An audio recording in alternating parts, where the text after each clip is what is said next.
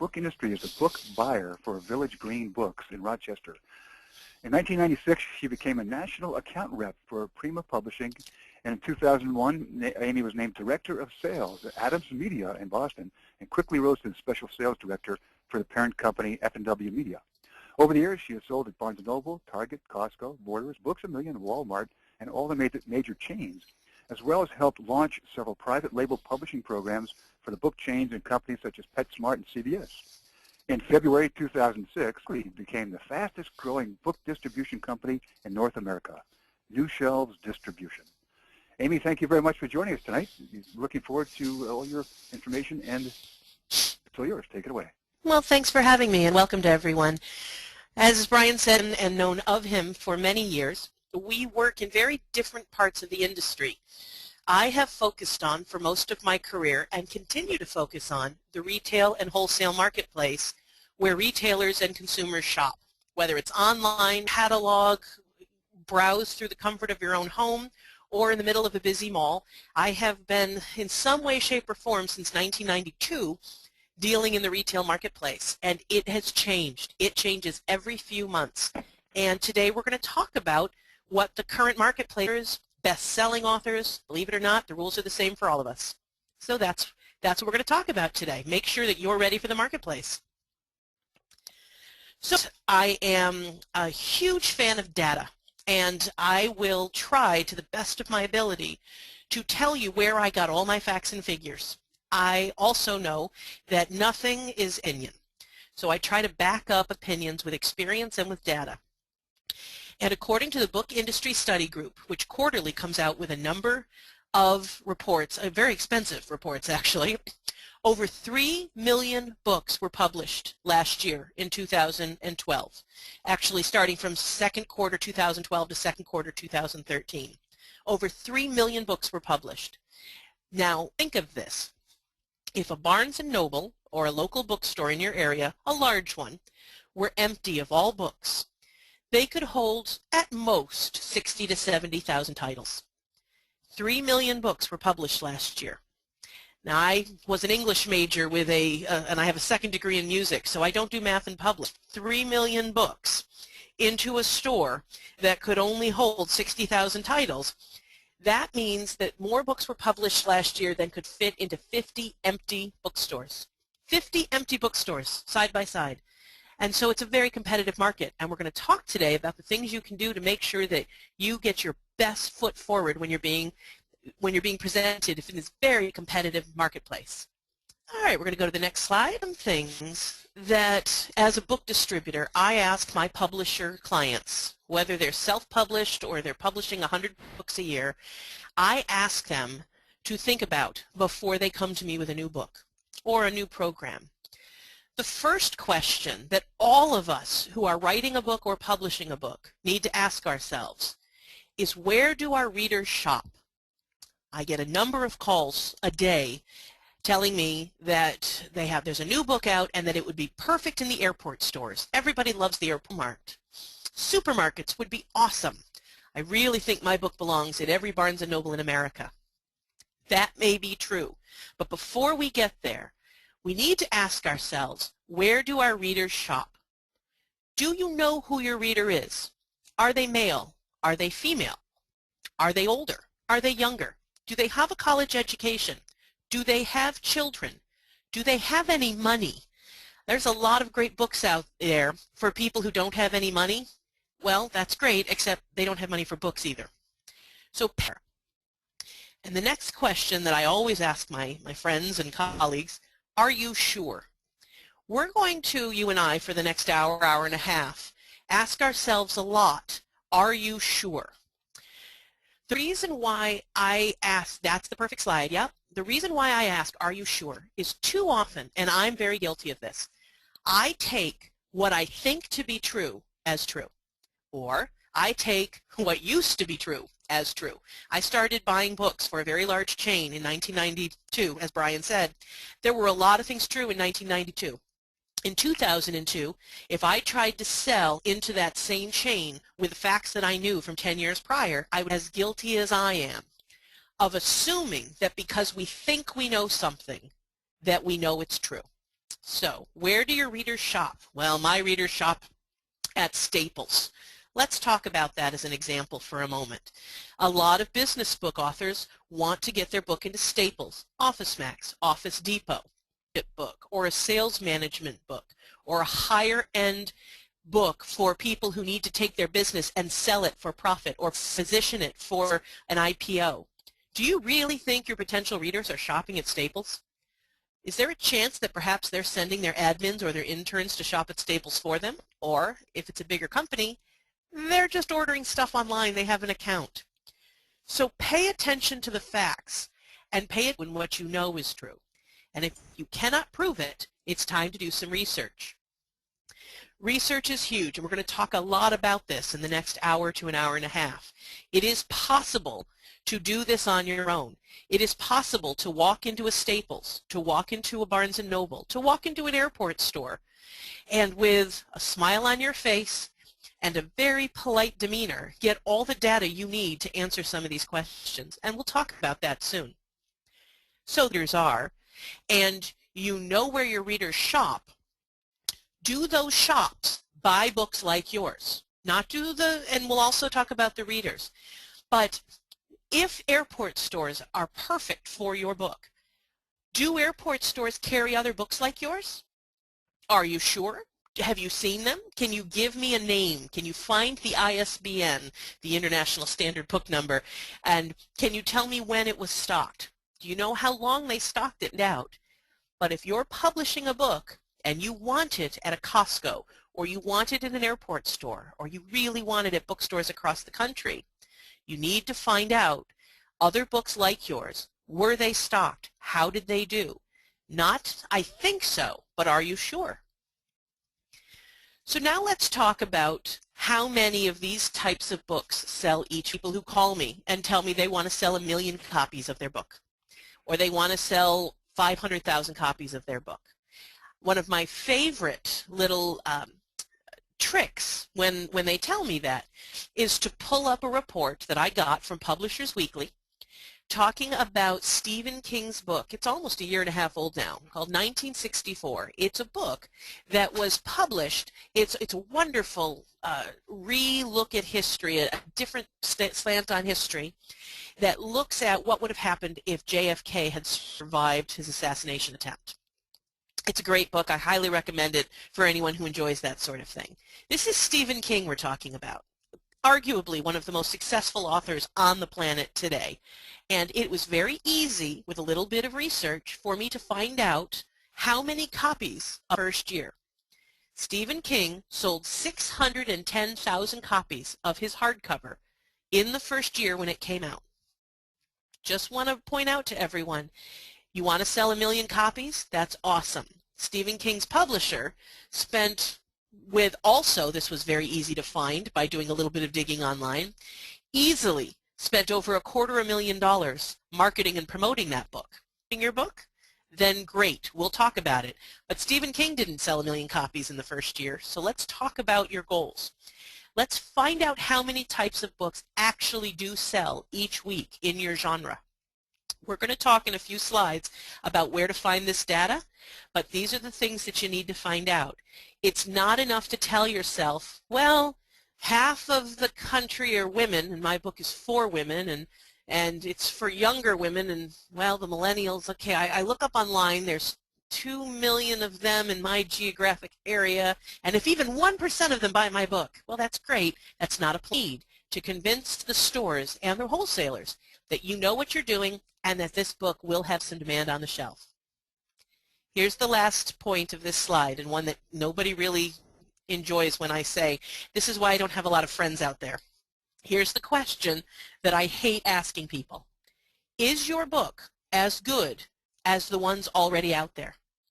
If you have written a book about how to give a public presentation, how to launch a public speaking career, there's a lot of books out there already like that. Where do those readers shop? Do those stores actually buy books on public speaking and how to launch a public speaking career? Or are they mainly online? Are they in any of the airport stores or the bookstores or the Staples that you think that they should be in? Or are there none there? And if there are none there, why? But if there are some, how many of them sell each week so that you can know what your goals are? If there's a book on a shelf in a store you want to be in, how many sells each week? Because that's a book that's already on the shelf. And you have to be really honest. Was your book properly designed? Was it professionally edited?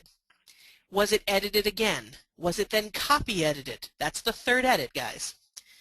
Was the cover and layout design, although professionally done, was it vetted by buyers and people in the marketplace before you finalized it? Was the book proofread? Did it need an index? Did you pay from another state? Because everyone has different ideas of what's proper, even though we all use the Chicago Manual of Style. Is your book as good as the ones already out there? If you can say yes, we're going to go to the next slide. I'm going to take a moment and ask if anyone has any questions about what I've said so far, or who wants to slap me already. Don't have any questions yet. All right. But if I may make just a couple of comments to reinforce what you said, Amy, with my particular books, the idea about does the target market have money? I wrote some books about how to get a job, and people in my marketplace were unemployed. They didn't have money to spend on books, so I had to sell books to the people who sold to them, or like state governments and libraries, where they could get the information for free. Exactly, and that's a great plan, but you're not supposed to figure that out for... My soul here, Amy. That's what I did. I learned. I learned. But the idea about the research, too, one thing that I did is before my book was published, I did go to the Barnes & Noble and Border stores and to see, because I knew my books would be on the career section nearby. And what were their books about? What size were they? What color were they? What how much were the pricing? How much did they cost? So I was able to get some really good feedback of where my immediate competitors would be, including that book that I had to compete with. Is something about a parachute. Don't say it.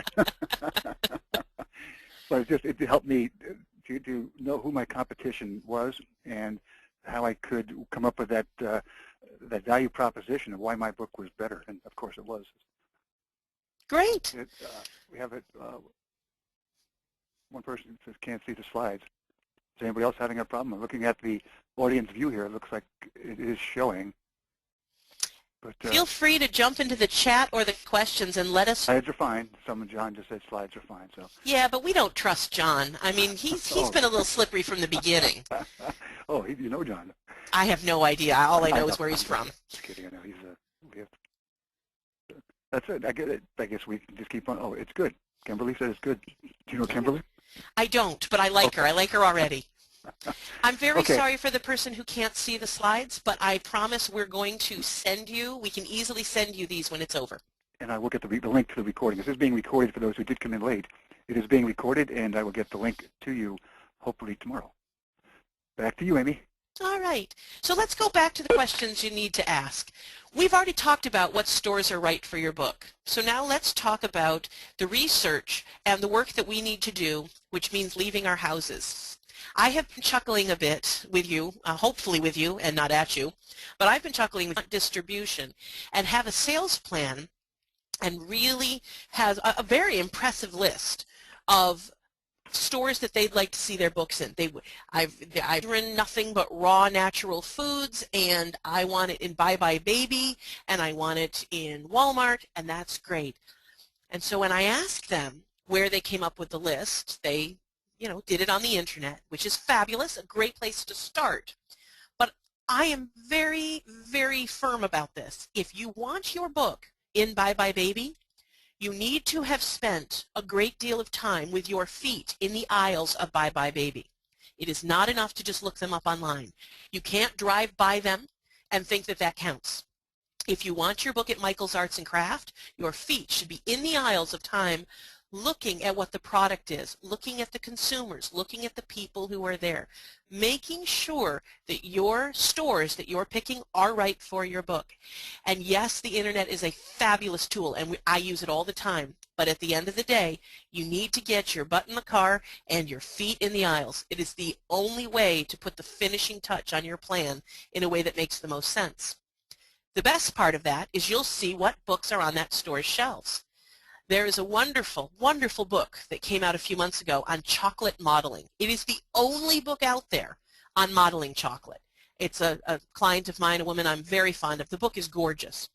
And when she said to me, it is the only book out there on modeling chocolate, I laughed so hard I gave myself polyps because I've never liked it. But she was right. And you know how I found out?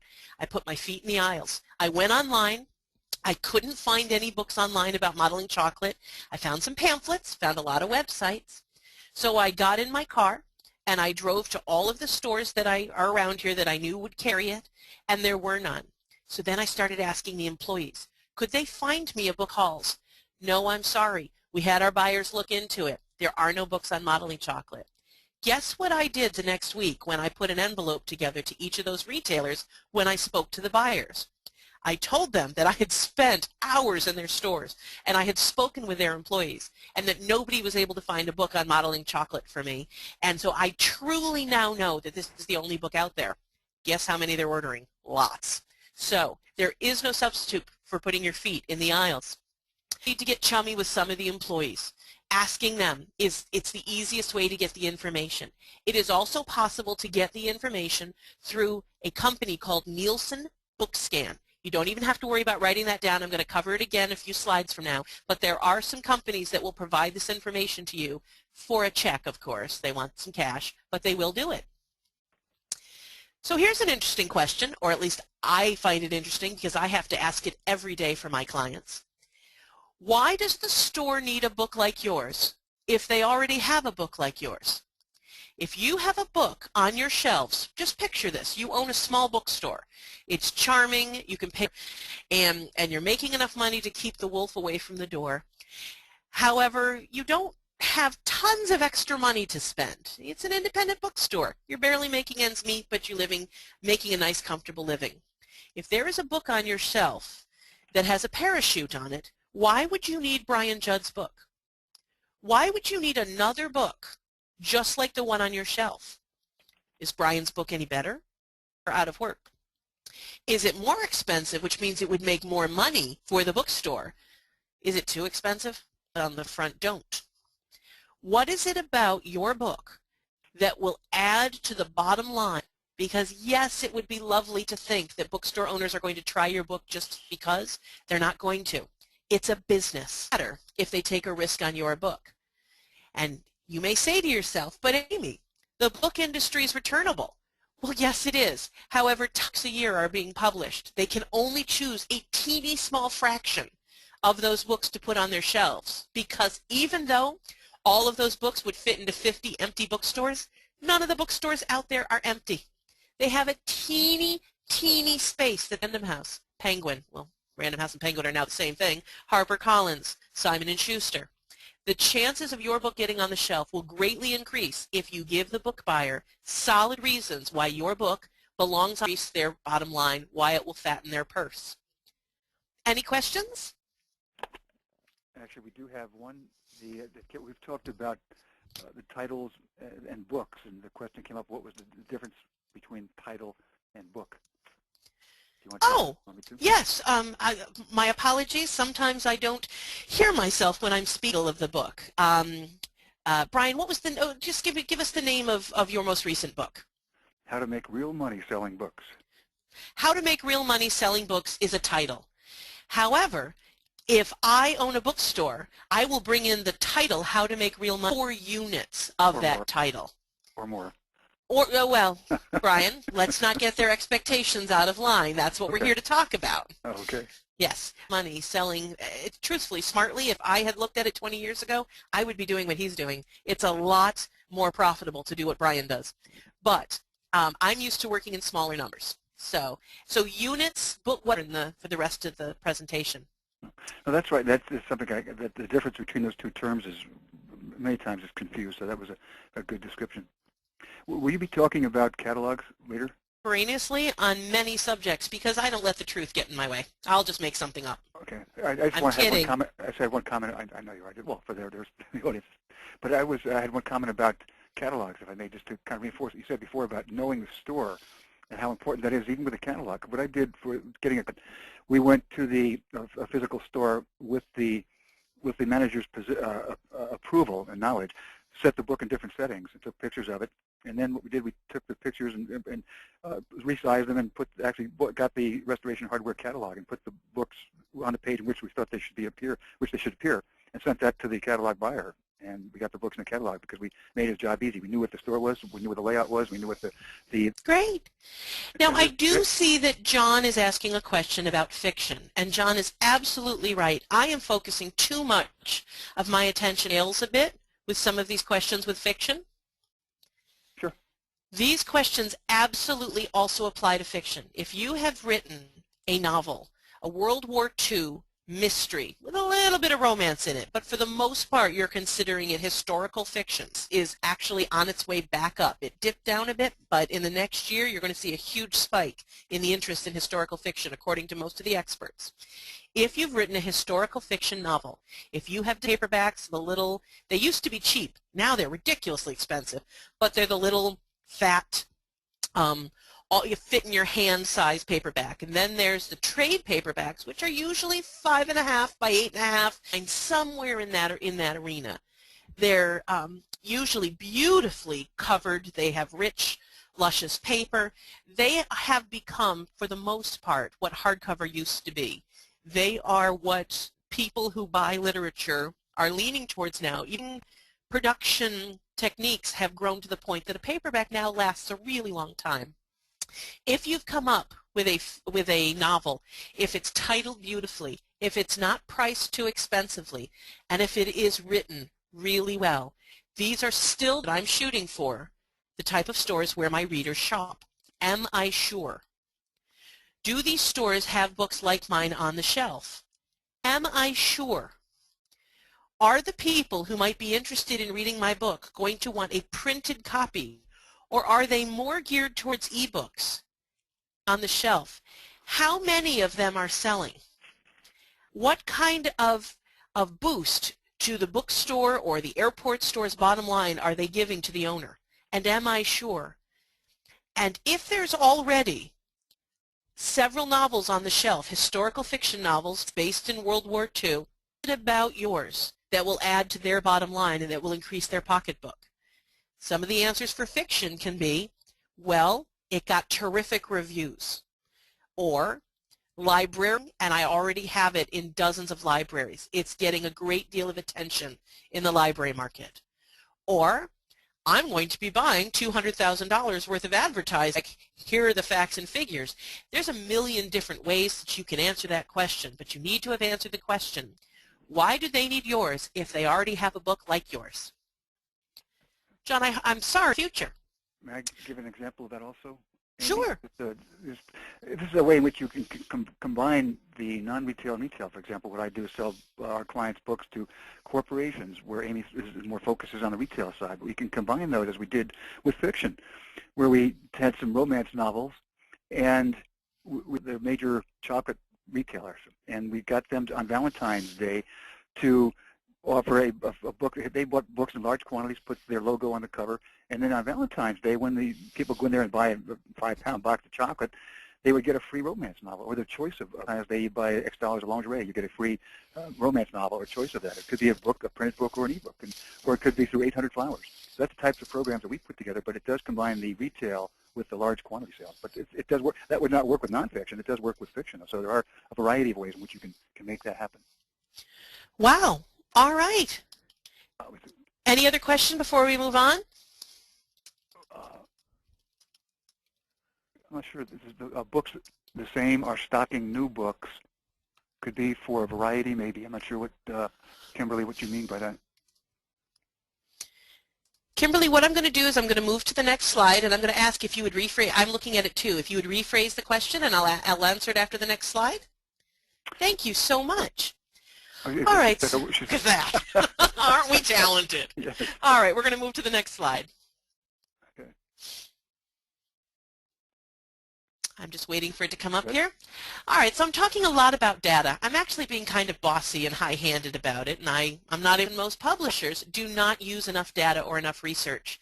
They run with their gut. If you are one of the few exceptions, well then this next slide, not. We all like to think that what we feel is what is, that what I think is what is true. And that's just not. Liam Neeson had a secret crush on me. Doesn't make it true. So here's where we are with how to find data. We talked about putting your butt in the car and your place you should start. But while that's happening, Google, Yahoo, AOL, there's a number of different search engines out there, AskNet. Don't be afraid to use several different search engines. Stephen King's book, did he sell last year? What bookstores carry and put the name of whatever competitive or competing or comparative title you'd like right next there? Start you want. And don't wait or stop at the second page of answers. Dig in. I can't tell you the number of times that I have found a shared PDF or PowerPoint presentation that somebody gave at a Marriott at an NSA conference, and I have gotten amazing data. Digging for data means taking the time. It means really digging in, asking the same question different ways online. You'll find all sorts of facts. There are also some great sites, terrific amount of data on his site. John Kremer has an amazing amount of data. Judith Briles from AuthorU. There are sites out there with a lot of data. Dig into it. Also, you can subscribe to industry newsletters. They're going to name them now, but if you're interested, I would be more than happy to give Brian a short list, a wish list that I'll send later. But there are newsletters out there for publishers. I personally subscribe to Publishers Weekly, Shelf Awareness, Library Journal. I absolutely love. I'm looking at my Media Bistro. I take a look at wonderfulauthors.com. There's a couple of you can subscribe for free, get into their newsletters, and they've got a lot of data in there. If you are determined to start a publishing company, it's not just going to be one book or two, but you really want to make this a long-term go, I would highly recommend that you sign up for and subscribe to Nielsen BookScan rankings many years ago. Brian and I weren't even born when they started, or so we like to think, but we were. But back in the 80s, they turned their attention to CD sales in the music industry. And in the late 90s, they once again turned their huge attention onto books. And they formed BookScan, I believe, until now, has become the premier place where everyone reports their sales. The number of retailers that do not report is negligible. Walmart reports them, Barnes & Noble, Amazon's, almost all the independent bookstores, Target, everybody reports their books. Anyone who's anyone reports their sales to BookScan. And it is possible to get a subscription. They do offer individual subscriptions, and I highly recommend that you consider that. It's not cheap, but it's definitely worth it if you're going to be publishing and starting a publishing company. Also, I'd like to recommend that you Google BISG, Book Industry Study Group data, as much as Pollar's. Not a great idea, but a lot of their data is out there. It is shared in presentations all over our industry. And so Googling BookScan, Googling Book Industry Study Group, Googling Publishers Weekly, way to get a lot of the data that other people have paid for. Why not? You don't need to reinvent the wheel. Use what they've already done. Thoughts? Questions? There's a question, I'm not sure I understand it. Perhaps you may. Is there any way to have an actual title published, but not an actual book? Yes. Yes, there is. Well, physical book, you can publish an ebook. You can get a book out there without actually even giving it an ISBN, testing the market, as it were. You can sign people up on your blog for subscriptions, and you can put the book out in small segments that people sign up in days. There are a number of ways to get the information out there without it being a book. Is that what you're asking? That's a great answer. I'm not sure. I haven't heard back from Mary yet, but that was certainly covered it. I'm just waiting for you to flip the page. So what is a white paper? Oh, a white paper it's where you've written several pages, anywhere from 3 to 20 pages on a topic, and you've published it. It's not a book, it's a pamphlet, as it were. And you'd up on a PDF on your website for people to download. Lots of people in the book industry and in many consulting industries publish white papers on a particular topic and will sell them for 99 cents or $3.99 or if you're in real estate, $495. But I'm sorry that it was a short topic. Debbie said Think of thank you. it as a long form of a blog. Yeah. Debbie said thank you, so I guess you answered it properly. Yeah, and I'm just Well, making stuff up here, so this is amazing. Okay. Taya, we cannot unmute you. The only way that you can contact us is through this questions box, as you just did. Bring it to you tomorrow. So it's not necessary to write down everything that Amy's saying. You can just watch the webinars frequently as you so desire. Well, and Taya and anyone else, if you have any questions, we'll get to everything we can. So if you have any questions, just write them down, throw them right in, and we'll be happy to answer them. All right, what's next, Hal? Okay, I'm just kidding. I know. Let's talk a little bit about, yes, Costco, Walmart, Target, airport stores, supermarket, a little bit about the rules. There's always rules, I'm afraid. I have mentioned more often than I should what little space there is in the bookstores for your new book. However, ordinary expanse that looks like the Sahara Desert next to the amount of space that's available at an airport bookstore or supermarket for your book. Walmart sells really close, sells more books than most other bookstores. And I can back this up with the Book Industry Study Group. Walmart sells more books a year than Barnes & Noble.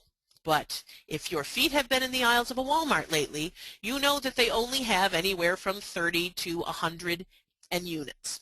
They only have, depending on the size of the Walmart, 30 to maybe 100 titles in their store. And yet they sell more of them than Barnes & Noble altogether. So, well, there's more Walmarts than Barnes & Noble. 30 slots in most Walmarts. So let's say 50. Let's say 50 slots in every Walmart. And you've asked yourself all the questions. Do you like yours at Walmart? Do you have a lot of good reasons why your book belongs next to books or should replace the books that are at Walmart just like yours? All of those answered, and you can go to the buyer with all of those answered. And the Walmart buyer is, I'll tell you right now, is not at Walmart. The person who makes that Walmart has hired to handle their book department, we'll talk about that in a moment. After all of the questions are answered, and you know that you can sell 20,000 copies, I'm not kidding, that's the minimum, 20,000 copies of God knows how, the next thing you need to do is you need to show the buyers, and I'll talk to you in a moment about where they are, that you've already done so. And the big box stores will only take a new title once it's proven itself. If you are Susie Orman, then the rule does not count. You've already proven yourself with previous books. But if you are a first-time big box chain, you need to prove that you can sell those 20,000 copies. And the way to do that is to do it either in the market or the corporate market, as Brian is paying attention to.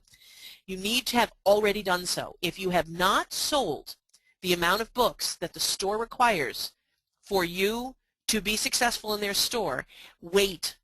Focus somewhere else until you do. They will say no. They focus on bestsellers only. Now, we've been taught shelf, earning your way onto the shelf. That's all true. However, there's also the gatekeepers. It's not just that you go to your local Stop and Shop or your local Kroger supermarket, just talk to the store manager. It's not even that you get in your, I don't know, Vespa and drive down the street to central downtown Cincinnati and walk up to the 11th floor of the Kroger building and ask to speak to the book buyer. Also won't use wholesalers like ReaderLink and Select Media, which also owns the News Group. There's lots of these companies out there. And these wholesalers have buyers. These buyers and merchandisers week. And it is their job to wade through them and come up with the next season's array. Unlike bookstores, airport stores, big box, in many cases, the decisions are made for them. The corporate office knows that they do not understand the book world well enough, nor do they want to. And there are companies out there that they have hired, such as ReaderLink, which used to be Levy, and their own group. And they have hired these companies to make these decisions for them. You need to get a hold of these wholesalers and the buyers and do all the convincing to them first. And once they agree on, these wholesalers are sometimes also called jobbers. There are wholesalers in the book industry, Ingram, Baker and Taylor, Brodart, Bookazines. But a wholesaler that has a staff, usually hundreds of people, a staff of people who go out in trucks with books on a weekly, bi-weekly, monthly, or quarterly basis, and the books into the stores, neaten up the shelves, make sure that all the right books are in the right pockets, take the books out that have not done very well, put new books in their place. These are called jobbers. It's just a slang. It's that a wholesaler does not service the account directly in the aisles, and a jobber does. Other than that, exact same sort of business. And finally, I want to talk a little bit about pocket fees and co-op. Cooperative advertising is the name of the game in our industry, but it is never more important than with these sorts of retailers. And the way they do it is they ask for deeper discounts, credits against future sales, credits against existing sales. There's a number of different ways they go about it. They're slightly different depending on the wholesaler and the company you're working with. The best chance you have to get in there is to offer them $2 a book in a credit in cooperative advertising funds so that they will put your book on a table in a particular display. If you want to get into a world, you have all the facts you need to prove that your book Wheat Belly is the next thing because it's the perfect book for somebody who's already fallen off the paleo diet, and it's going to be exactly what they need because they're already frustrated with the paleo diet, which is huge. It's the next big thing. If your has decided they like the idea too, you're not done. Now you need to offer them an incentive. We're not going to call it a bribe, but it is. What it is it's a deep discount or some sort of credit towards the purchase that will offset the price and will help fatten the wallet. I told you a few slides back, what can you tell the buyer and the retailer to prove to them that you're going to help them fatten their wallet? This is one of those things you need to be telling them, and you need to know what to offer them. It's very, very simple to find out what to offer. That can be found on Google, or you can call me and I'll tell you. Questions? The question came up about the getting all this contact information that you're talking about. And I said that if it's okay with you, I can send the slides along bookmarketingworks.com. I have a lot of articles there that have similar information to what he was talking about. And so those are some options that people have. But we won't be doing a written transcript of this recording, of this webinar, but there will be a recording for you. Well, and I'm more than happy to give out a list, but when I tell you to do the research, if you go to yahoo.com right now and type in book wholesaler or supermarket book wholesaler, remember I said ask the same question a couple of different ways? You will find the names, the addresses, the phone number, and the emails of everyone you need to. Have changes, and any information I give you tomorrow, those names will be different before Valentine's Day. Those $5 box or £5 box of chocolates Brian was talking about, let's talk for a moment about how buyers and merchandisers are bonused and how they get to keep their jobs. When a buyer tells you they're not going to take your book, that you've written, yes, you've written a gorgeous book on how to neuter your dog yourself at home to save money, and it's fabulous, but the PetSmart buyer is not going to pick it up. It's not that she's being mean. It's not that she's being short, and she gets to keep her job if she does a good job. And how is she judged? The buyer at PetSmart is judged because the books that she chooses to put on the shelves in conjunction with her wholesaler partner, if they sell a certain dollar amount a week, if the books are sold and replaced, it's called a turn. If the books turn a certain quantity every week, every month, she gets to keep her job. She may even get a bonus. Or if she replaces a book with a parachute on it for a book without a parachute on it and takes that risk and her turns drop below what is considered acceptable, there is a good chance she may lose her job. This is a business. Again, I love that publishing and that the publishing industry takes offers, but that is not the job of the supermarket. That is the bookstore's job. And even they don't do it very well, because I'm here to tell you, Barnes & Noble buyers, they're judged the exact same way. That's how they get to keep their job. Wow, that was bossy of me, but there we go. Yeah, basically three decision criteria, as I understand, for retailers: the store traffic, inventory turns, and dollars per square foot. if you can tell them how they can maximize those with your book and through your promotion. And that a lot of people concentrate on airport bookstores, and if you look at some of the other stores on the concourse, you might find opportunities for selling books there. You have a luggage store, if you have a book about how to pack luggage, which there is a book out on that you might get a book for sale, have it on their shelves in that place. So just you don't have to think exclusively in airport bookstores. Think airport stores in general. You might offer or open up some opportunities too. Keep in mind, and Brian, I know you know this, but Hudson and Parodies are the entry. Between the two of them, they split over 97% of the bookstore retail marketplaces out there. And there is an extremely good chance that that travel store, luggage store, newsstand, even the store that's selling you nothing but candy and tchotchkes is actually owned by Parodies and Hudson. So yes, look for other retailers that are out there. Brookstone. Sure. Brookstone might be a perfect choice for you, but a lot of those stores are actually owned by the same retailers we're already talking about. There's a question here. The wholesaler for Walmart? Who is the wholesaler for Walmart? A-Merch. It's called Anderson Merchandisers. A-Merch. They are the jobber that, well, okay, now that's not exactly true now that I think about it. A-Merch is the main one, but they also use others depending on, there are some parts of the country where they will outsource it, but A-Merch is the main one, and they're based in Amarillo, Texas. Okay. Yeah. No more questions here, so we'll just go on if you're ready. There you go. All right. How bookstores choose books is a little different from what we were talking about before. There are buyers. Barnes & Noble on Fifth Avenue has a very pretty building, and in that building is on the 9th floor, 8th floor and 9th floor.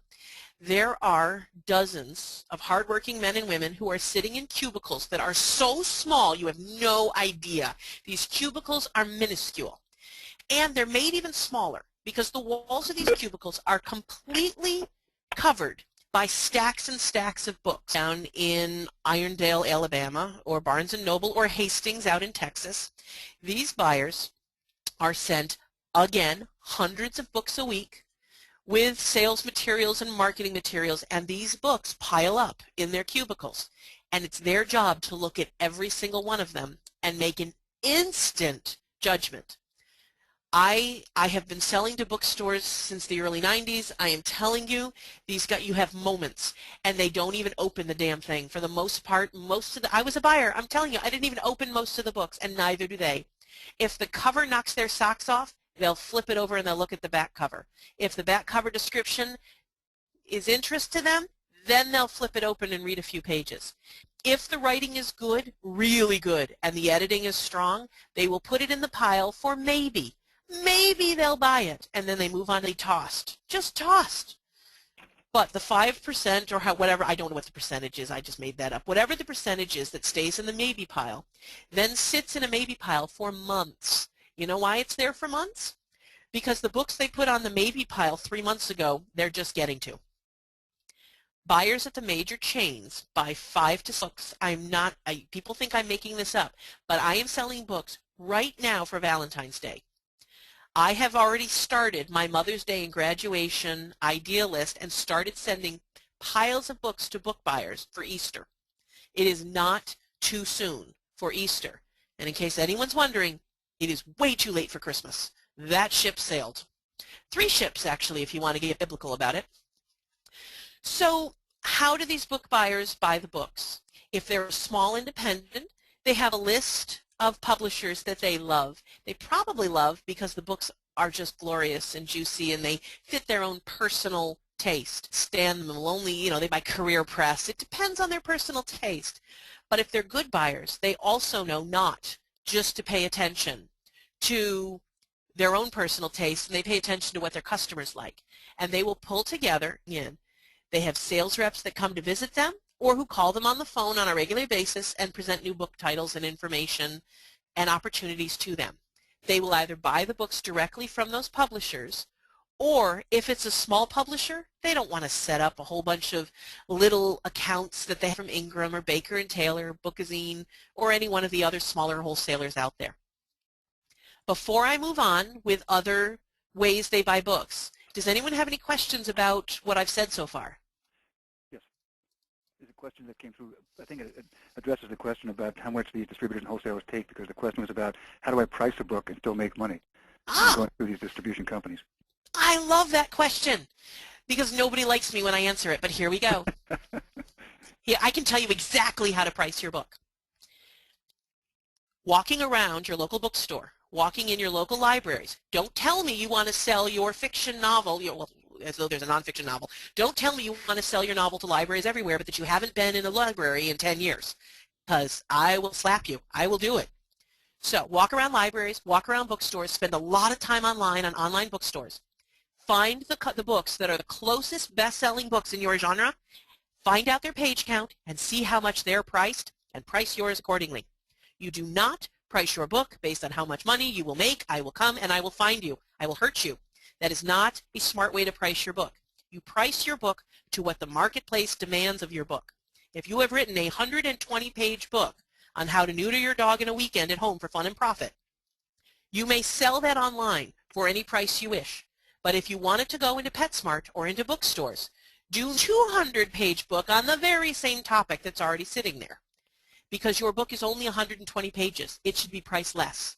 We are a Walmart society. I'm sorry, some of you are from other countries, and I cannot speak to Australia, I cannot speak to Germany, but in North America, even in Canada, we have learned to be a Walmart society. We have created the dynamic that we will not pay more than we think something's worth.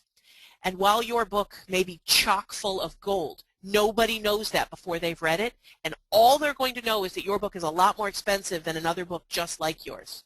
And unless you've written a book about modeling chocolate, there is another book out there just like yours. So, how much money do these guys get? Very mysterious, very espionage-focused with a little bit of romance. Let's say it's 320 pages. You may price that book without me coming and finding you anywhere from $15.95 to $17.95 and still be in the range of appropriate for the marketplace. If anyone is listening to a recording of this later and it is after December 2013, those amounts no longer are valid. Do your research. But between now and the end of the year, I'll tell you that you can price your book from $15.95 to $17.95 and be in the sweet spot of what a trade fiction espionage / or more. There you go. A little freebie for you. How do I know that? Because I do the research. I spend my days out selling books, but you'll do the research, you'll figure that out. Let's say your book, I'm taking out a calculator because again, I don't do math in public, and your book is $17.95. You are going to sell that book as a publisher to a wholesaler such as Baker & Taylor or Ingram at a 55% discount, 50 to 55% discount. Wholesalers get a very deep discount. So that means that you will be paid $8.08 for your book. That is how much they will give you for your book. They will warehouse your book. They will wait patiently for orders to come in. Barnes & Noble will order 10 copies of your book, and they will sell it to Barnes & Noble at a 40% discount. So you are going to be sent $8.08. The bookstore is going to buy the book from them to the wholesaler.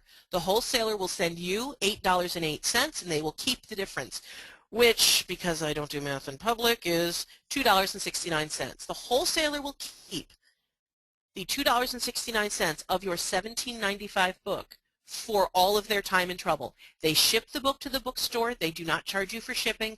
They handle everything. That's what they get to keep. The bookstore will sell your $17.95 book for $17.95, which means that they will make a grand total on the book of $7.18. The bookstore will make $7.18 for taking a risk on your book, stocking it, putting it in the store. The wholesaler will make $2 because I've already forgotten, and you will make $8.08. That is the math. And unfortunately, if you want to get into supermarkets, airport stores, Costco, it gets much deeper. 60 to 65% is the average discount, depending on how many they'll buy. Does that answer your question? Looks like it. There's nothing else here, so we can move on. All right, let's stay on this slide though for just a moment, okay. Because we're Baker & Taylor. You can hire a distributor. I recommend it, but that's because I'm being selfish. But you can hire a distributor, but they're going to want 25%, give or take, of your $8.08. You may or may not be able to afford that. Let's say that your editorial and printing costs are such that giving someone $2 of your hard-earned cash is not acceptable. You just can't do it. Even though they do all the warehousing and billing and can get you in everywhere, it's just not going to happen. You're going to do it yourself. You are still able to get your book into bookstores by offering them on consignment. This is offering the bookstores, you will ship them the books, and you will sell them to them, but you will not bill them for the books until the end of the month. You will call the store, see how many they still have left, and send them an invoice. This means that you are doing consignment sales. They will not pay you for the books until they actually sell. Then they will return to you any books that they haven't sold, or they'll keep them on stock and hopefully keep trying to sell them. Basis with very few exceptions. Yes, there are exceptions. No, you're not going to be one of them. Bookstores have too many people willing to sell to them at a 40 to 45% discount, fully returnable and pay the freight, to bother with your little book on basket weaving, which although it's one try. And bookstores too love cooperative advertising. Make sure that you offer them different ideas when you're pitching them a book. If you have a book about basket weaving, maybe that come Halloween time, which means you're pitching the book in April because everyone buys 6 months out, April and May, you tell them that you'd love to have your basket weaving book on a Halloween books for every 6 books they buy per location. There's lots of different ways to go about it. Sweeten the deal. Okay. Any other questions? We do. First of all, several thank yous of what a great job you're doing. Oh, well, thank you. I just made that up, really. Oh, well, then the rest of you can all just go to blazes then. You know, I could be at Chipotle right now having dinner. There are a lot of thank yous coming through. You're doing a great job. How long should you keep a book on consignment with a bookstore? Once a month you should check in. So the answer is it depends.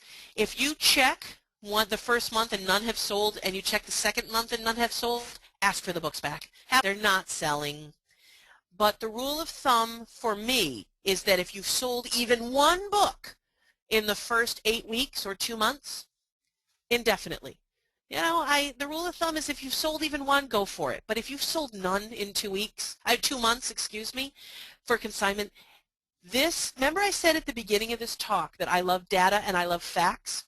What this answer that I'm giving you right now is simply my opinion. This is not fact. You need to talk to the local stores about what they think. I am simply giving you my experience and my opinion. This is not hard data, but that's what I would do. How about a review of price on a nonfiction business book with a 70 million audience? Okay. Wow. Counting well, it's a little in 2 years. I need a little more data, I'm afraid. But if you email me at amy@newshelves.com with some data about the book, I'd be more than happy to toss my opinion at you. However, and there are hundreds of you out there listening to this right now, maybe thousands, please do not use me to do your research for you, because I promise you, I will charge you. You can do this yourself, and I'm going to give you a little secret.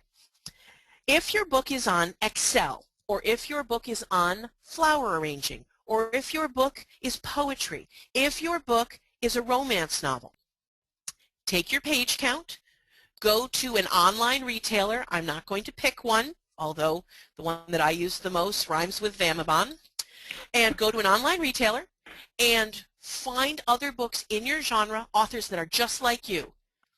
Do not pick Stephen King. Do not pick Susie Orman. You need to pick professionally published, make it a top 6 publisher. Random House, Penguin, Simon & Schuster, Bantam Doubleday, Avon, Tor, depends on your genre. Pick a top publisher. Ignore the top authors, the top authors. Don't pick Harry Potter if you've written a YA fantasy novel. Do yourself a favor, but pick some books in your genre published by professional publishers in the last year, and a lot of these online companies will also tell you about books that are coming out in the next year. Pick 6 of them. divide the retail price of the book by now that if it's a book on Excel, if you have written a book about how to do Excel, which by the way, books about Excel are not selling at all right now, so don't. Same thing with cookbooks. Ugh. But if you've done a book about Excel, well, yay you, sorry. But you will find out that the average price per page is 6.5 cents. I know, I've recently done it. It's 6.5 cents. Top publishers such as Microsoft and O'Reilly, they've put out books on Excel. The page count, and you divide the retail price of the book by the page count and get the average price per page. That will give you an idea. It will not be your final price, but an idea of where you should start. Okay. We have about 20 minutes left just for timing purposes. Oh, okay. How to convince them to buy your book. All right. We've talked about who are the buyers. I'm terribly sorry I can't give you a list. They would kill me again. But you can find out who the buyers are very simply by walking into your local bookstore and asking. Walking into your local library and asking. If you want to sell to libraries, please understand that libraries and the decisions who stocks books in those libraries, it is a pyramid system. Not a scheme, I'm not talking about that, but a pyramid system. Yes, local librarians can order books, but to really get to the juicy core of library sales, you want to go to a major urban area and find out who is the acquisition library or the head of collection development. Those are the two phrases you need to know. Collection development and acquisition. And find out who is the head of acquisition and collection development. It's nonfiction and acquisition means fiction, but not always. So use both phrases. Find out who's in charge and send them a copy of your book with a great package. Finding out who the key decision makers are is not hard, but it's not something people are just going to offer up, because as much as I hate it about our industry, the reason why I get my book in front of the buyers at the acquisition guy at the head of the Chicago Public Library System, 110 libraries under his purview, by the way, or Barnes & Noble, is because they know that I'm not going to jerk them around or waste their time. And so what happens is, if you have actually done the research and taken the time and the effort to find out who they are and give them a really well done package and treated their time with the same sort of respect you would want your time treated with, you will be able to develop a relationship with them just as I have. There is no difference between me, who's been in the industry, see, grammar's not my thing either, me who's been in the industry for too long, and you who may just be starting out. The only difference between us is that I have taken the time and I have shown them the respect that have allowed us to develop a relationship. You can do that too. I've already told you how buyers are judged, so apparently I already covered that. We know where they buy their books from. But if you don't know specifically which wholesaler the local library system, let's say you live in Duluth, Georgia, and you don't know which wholesaler the library system from Duluth, where they buy from, do they buy from Brodart? Do they buy from Follett? Do they buy from Baker & Taylor? Just walk in and ask. You'll get an answer. I promise. Make sure that your book is available from the wholesalers before you go to any of the retailers and libraries. I know we've discussed this before, but it really is key. You will only get one chance to make a really good first impression.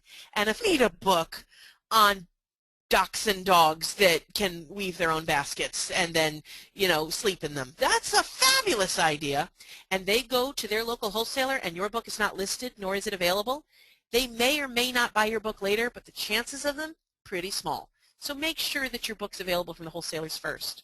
You know what criteria the decision makers use to decide on a book because you've done your research. You've called somebody, you've called 20 people, your butts have been in the car, your feet of these things in a respectful manner. You're going to convince them to buy your book. All right, how about the next slide? Here we go. How can you find out? I see someone, yeah. Okay, you see the question? Well, yes. How can you find out if your book's available from a wholesaler? That's a good question. As the publisher, now, and if the person asking, I think it's Kathy Jo. Kathy, if you're an author and you're not the publisher, ask your publisher. The book is available from the wholesaler because as the publisher, you are the one who has sold it to them. You have gone to Ingram, you have gone to Baker & Taylor, you have gone to ReaderLink, you've gone to the news group, you've pitched them the book, and you've followed up and you've asked them if they will list your book for sale. Doesn't mean they're going to order copies, but the book is available to be ordered. If you do not like doing your own sales, if the idea of calling people up 4, 5, 6, you vomit a little bit in your mouth, hire someone to do it for you. This is something that can't be skipped. You can spend your time or you can spend your money. If you're not going to spend the time, I'm afraid you're going to have to spend your money to get someone to do it for you. But if you're okay with making those calls, if you have the time, and if you have the ability to talk about how awesome we are, all of us, we don't want to do it. Get over it. I am a published author myself. I have 3 books by major houses. I hate promoting myself. I am bad at it. But when a book comes out, I get over it. And we're not going to get into print on demand here for any length of conversation, but I will mention that if your book through CreateSpace, which uses Lightning Source for their extended distribution, so in essence you're in Lightning Source. Lightning Source is owned by Ingram Books, and your book will be listed for order from Ingram Books. And even though other wholesalers may or may not say that they use Lightning Source, you will still need to sell your book to Baker and Taylor and to Ingram, to Brodart, to Follett, to readers. You're still going to need to send them a book and sell the book to them, because just because it's listed on Lightning Source and Ingram does not mean that your book will be available to be ordered. It's a clever little play on words. So how do you know if your book's listed at a wholesaler? You've actually sold it to them yourself. Wow, I went on too long. Sorry, guys. I'm a bit of a chatter. What's next? Pam is asking about the fact that most of us are new independent authors. So if we have not sold 20,000 copies, then we cannot apply to the retailers. Then what? Well, you can't apply to the big box retailers and copies. And this is how you do that. And I'm going to make it sound easy, Pam, but it's not. You need to sell copies of your book either on consignment or having hired a distributor through your distributor to all of the bookstores, gift stores, retailers that make sense in a 200-mile radius of the author's home. You need to get your book reviewed by dozens, if not hundreds, of librarians. And once the reviews, and you do that through a number of different ways, you can hire a publicist, and they will, help you get reviews. There's lots of ways to do it. But once the reviews come in, because librarians love reviews, and the reviews are good, you start selling to the libraries. I could do a whole other hour on how to sell to libraries. Once your books are in every 6 libraries, you call those stores on a regular basis and you see how your book is doing. You advertise your book. You get into your newspaper. I will say this, and I'll say it, I'll just briefly touch on this. Radio and TV is awesome. It makes well, I don't look very good on TV, but I look awesome on radio. But it does not actually sell anywhere near the amount of units that print does. Words on paper and words on pixels, meaning your computer, will sell more copies, in my experience, and it is a vast amount of experience at this point. I know that sounds egotistical, but just save yourself the money. Put your marketing and your efforts to print and online. Get reviews. Get people to interview you. And when your books start to sell, however slowly or however quickly, stay on top of it at the bookstores, and then share that news with other bookstores. Brian, who will go to corporations, but hire people to go out and sell your book for you, or do it yourself, then to the national chains. A small press, a micro publisher, if you will, a self-published author, whatever you want to call yourself, doesn't have the same time constraints that Random House authors do. They only have a few months, and in some cases a few weeks, to prove themselves. And then Random House is off and running to the next go. What they can do in the first few months, the publicity team, the marketing team, and the sales team of a Random House author has at that point, a few months later, moved on to somebody else. As a small press, as a first-time author, you have months and months, even a year, to launch your book properly. And the way that you do it is you put the right plan together. I'm afraid we can't get into how to put a sales plan together today, but maybe we'll talk about that at a later date. Actually, Pam's book is in my sales program also. She has a great book, and that's another way to demonstrate sales. If you can sell to corporate buyers and prove that your book has legs, then you can make that happen too. Great. Now, why don't we save a few more questions for after we get questions, I promise, but let's just get to the next slide. And sure. There's a few more things that I just wanted to recap. The way to earn your way onto their shelves, and we've covered all this, but repetition is important. You have to price and package your book properly. Do not price your book by saying to yourself, well, I'd like to make $4 a book. Random House doesn't make $4 a book. Random House is very 8.5 and end up with more than $1. They're happy. So you do the same thing. Just like I was saying to Pam, you start local. I don't know how many of you ever watched Bonanza. I'm older than I care to admit, but I loved that. I love Westerns. I do too. Still love Westerns. But Bonanza, the TV show, started with a map of the Ponderosa. And in the center, a little off to the left of this map, was a brown spot. And it grew, and then it burst into flames, and it spread across the map from the center. That is how a small press sells a book and becomes a bestseller. They start at a hot spot. They start local, they start in their own backyard, and they grow from there. Focus online. The online world, on the internet, no one knows your dog, according to New Yorker. Focus online. Get reviews. Get into discussion groups. You can, from the comfort of your own couch in your footsie pajamas, do a lot more good for your book than you could 10 years ago, and it's all thanks to the internet. Make sure you get reviews on Amazon and to only have 4 reviews. I'm sorry to sound bossy. If your book has been on Amazon for 6 months, you should have 40 or 50 reviews. And if you don't, you need to go out there and get them. 4 or 5 reviews, not enough. Search the biggest bookseller in the world. Make sure you have reviews and endorsements. And know your facts before approaching a reseller. Again, I know I've been harping on that, but you will separate yourself from the masses, from the lemming-like masses in the eyes of these buyers, who in essence are the only thing standing between you and your book on their shelf. You will separate yourself from them and facts. If you are armed with facts, if you're armed with desires and thoughts and wishes, they may like you personally, but your book isn't going to go very far. I realize I sound very, very bossy right now, but it's what I'm paid to do. Hey, Brian, how about the next slide? Very correct, too. It's your book. No one. They have to want it. And what I mean by that is not just the book buyers and it's not just the consumers. So many of my clients have become strong best-selling authors, but so many more of my clients, and I'll just be honest, I run a distribution business. The numbers are the numbers. Most of my clients do not become best-selling authors. The vast majority of them do not. How come no one's buying my book? And after a while, the answer is no one wants it. There's a lot of great books out there. I've written a couple of them that nobody wants. And there's a lot of great books out there, and I've written a couple of them that people do want. After a while, you come to see that all the best facts and data and planning in the world will not help if no one wants your book. Step. Your real job, I know we're all authors. We've written the book. We think we're done. We're exhausted. Now we have to sell the book into the marketplace. Are you kidding me? Fine. So then we do that for a year. And now we are wrung out. We're done, right? No? No? Now we have to get people to go into the marketplace and buy the darn things. It never ends. If you're the publisher, it is your job to get those books off the same shelves you just got them loaded onto.